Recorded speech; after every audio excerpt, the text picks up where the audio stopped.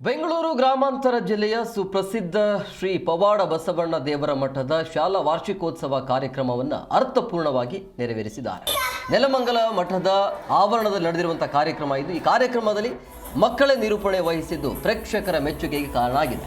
ಚಿಣ್ಣರ ಕಲೆಗೆ ಮನಸೋತಿರುವಂತಹ ಜನರು ಮೆಚ್ಚುಗೆಯ ಚಪ್ಪಾಳೆಯನ್ನು ತಟ್ಟಿದ್ರು. ಜೊತೆಗೆ ವಿವಿಧ ಕ್ಷೇತ್ರಗಳಲ್ಲಿ ಕಾರ್ಯನಿರ್ವಹಿಸುತ್ತಿರುವ ಮಠದ ಹಳೆ ವಿದ್ಯಾರ್ಥಿಗಳ ಸಮ್ಮಿಲನ ನಡೆದಿದ್ದು ಕಾರ್ಯಕ್ರಮ ಭರಪೂರವಾಗಿ ನಡೆಯಿತು. ಮಠದ ಪೀಠಾಧಿಪತಿಗಳಾಗಿರುವಂಥ ಶ್ರೀ ಸಿದ್ಧಲಿಂಗ ಸ್ವಾಮೀಜಿಯವರು ಮಾತನಾಡಿದರು. ಮಕ್ಕಳಿಗೆ ಓದೋದು ಮಾತ್ರ ಅಲ್ಲದೆ ಸಾಂಸ್ಕೃತಿಕ ಚಟುವಟಿಕೆಗಳಲ್ಲೂ ಕೂಡ ತೊಡಗಿಸೋದು ಪ್ರತಿಯೊಬ್ಬರ ಜವಾಬ್ದಾರಿ ಅಂತ ಹೇಳಿದರು.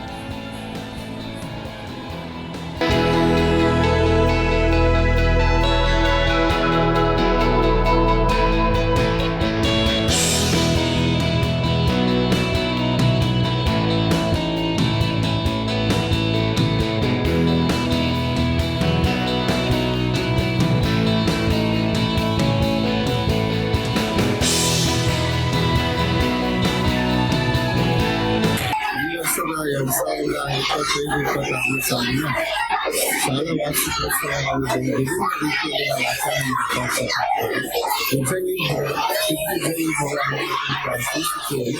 ಆಚರಣೆ ಮಾಡ್ತಾ ಇರ್ತೀವಿ.